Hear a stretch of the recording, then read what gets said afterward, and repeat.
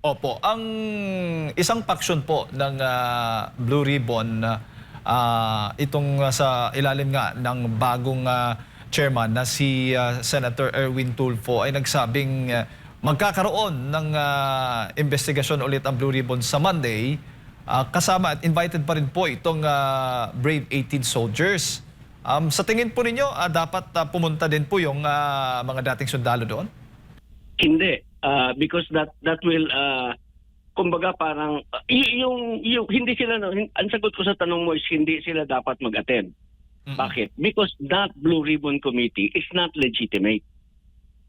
Okay, hindi yung legitimate. Lahat ng nangyari nung eleksyon nung nila Sherwin, hindi legitimate yun, hindi legal yun. Balikan natin yung araw na nagkaroon sila ng eleksyon. Ano yan yung legal, legitimate officials of the Senate right now yung duly elected when there was a quorum, when there was 13, at least 13 in attendance and elected the officials. Ano po? Ngayon, yung nangyari nung time nila Sherwin, una I thought they had 13. Kasi ang 13 kasi ang quorum na 50% plus 1, yun yung quorum ng 24, which is the constitutional threshold. Majority. Wala namang vacancy. Wala namang patay, wala namang nag-resign, wala namang na-expel, walang nothing. So the constitutional threshold remains at 24, and therefore your quorum is 13. In plain language, para maipaliwanag ng mabuti sa ating mga kababayan, madaling maintindihan, yung kasing quorum is like a door. Okay, pintuan sa kwarto. Quorum is 13. Kung wala kang 13, walang transaction. Kung walang transaction, wala kang magagawa sa loob ng kwarto. And therefore, kailangan mo ng susi. Ito ngayon, yung Abilino versus Cuenco, susi ba yan? Hindi rin, because actually, ang ruling sa Abilino versus Cuenco is political issue ang pagtalaga ng Senate President. Hindi pwedeng panghimasukan ng Korte Suprema. That's the ruling. It's a political issue. Hindi sila dapat nakialam. Although may mga sinabi, ang tawag namin doon sa mga abogado in legal terms, obiter dictum yun. It is not a deciding factor. Binanggit lang ng korte na kasi merong nasa Amerika, merong ganito, but that is not the ruling of the Supreme Court in Abilino versus Cuenco. Ulitin ko, ang ruling ng Supreme Court sa Abilino versus Cuenco is that it is a political question. And therefore, pag sinabi mong is a political question, hindi susi yung Abilino versus Cuenco para mabuksan mo yung pinto at makagawa ka ng business inside the room. Yon.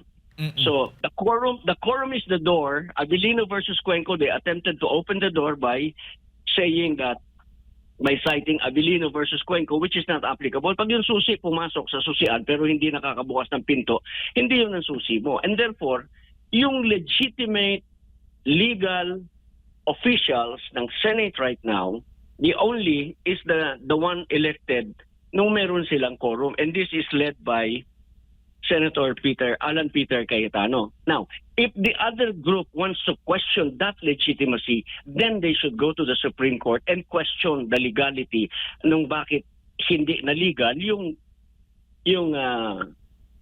posisyon nila Senate President Alan Peter Cayetano. Ganito yun Meron silang recognition that they do not have 13. Because if they have that recognition, kung sinasabi nila, pinapanindigan nila, sinasite nila yung Abilino versus Cuenco and therefore they have the authority, bakit hindi sila nag-elect ng Senate President? Because they know that to elect the Senate President and the Senate President pro tempore, you need 13 votes. Walang silang 13 Yung pro tempore ni Sherwin, ano yun it's also in an acting capacity. Wala yun.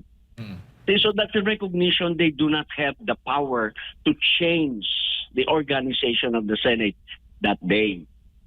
Ganun po yun. So, hindi legal, hindi legitimate yung mga na-create na committees until the court says it is because you have a legal existing committee. Yung pong committee ni Senator Marcoleta, yan po yung valid and legitimate. Opo, opo. Papaano po yan? Kung sakali mang i-insist po talaga nitong grupo po ni Senator Erwin Tulfo na ituloy yung kanyang investigasyon din sa ilalim ng Blue Ribbon Committee at ipapatawag po ito hindi po dadalo itong Brave 18. Alam mo naman pong possible na mangyari kung ganun po. Wala silang power to arrest eh. They are not legitimate.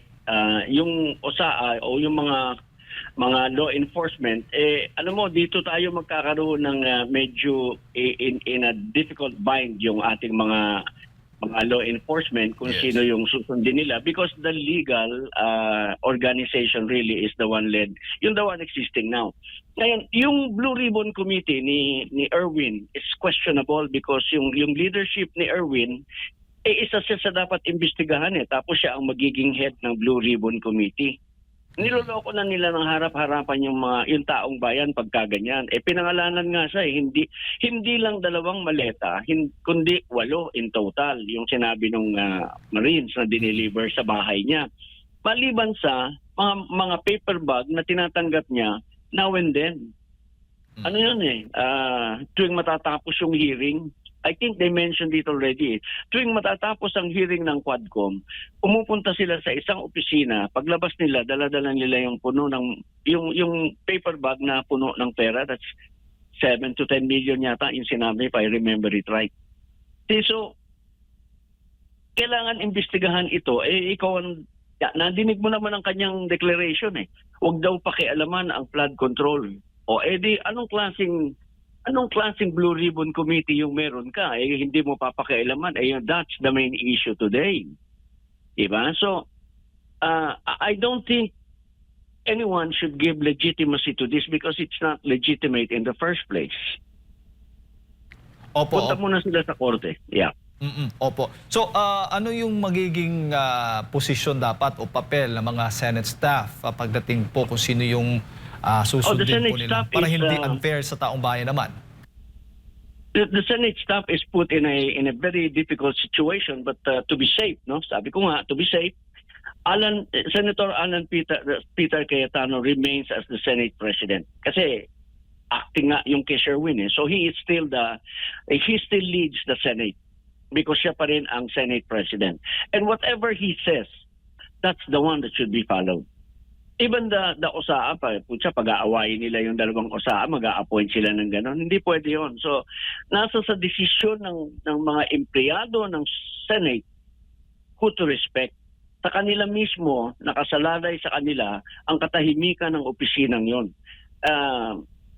Isa lang ang Senate President. Hindi naman naging Senate President si Sherwin So, like I said, they should follow the order ng Senate President. Opo, ipinagmalaki po ng paksyon po ni Senator Win Gatchalian na kinikilala po sila ng Malacanang at ng maging ang Kamara po. Ano po kaya ang maaring mangyari ito kung sila'y naninindigan at hindi sila magpapasaklolo sa Korte Suprema kasi may backup sila mula sa Malacanang at Kamara?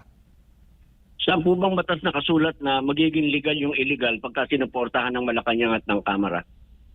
It does not change the fact that they are not legal. It does not change the fact that they did not have quorum when they transacted business. Kasi importante po yung quorum. Yan yung unang tinatanong. Halimbawa sa mga board meeting, sabihin ng chairman, Mr. Secretary, do we have a quorum? Ang sagot ng secretary, yes, Mr. Chairman, we have a quorum to validly transact business because without a quorum, nothing can be transacted. Walang transaction na valido. Pwede kayong magkokos-kokos, mag-usap, pero nothing binding is going to come out of that meeting. Katulad din lang nung ginawa nila Sherwin nung araw na yon. Sabi ko nga, nag-practice. Nang inis lang ba? Pero it does not, kahit na recognize pa sila ng presidente, unless the Supreme Court recognizes them, that's another story.